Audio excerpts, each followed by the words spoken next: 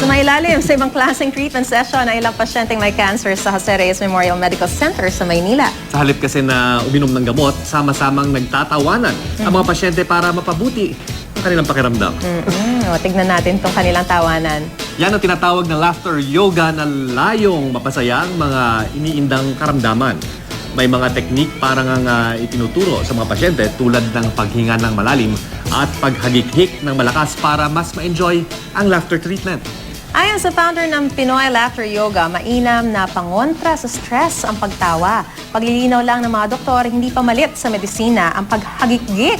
Pero nakabubuti raw ito para labanan ang depresyon na karaniwang nararanasan ng mga may matinding karamdaman. Bagay na pinatotohanan ng mga pasyenteng gustong ulit-ulitin ang laughter yoga.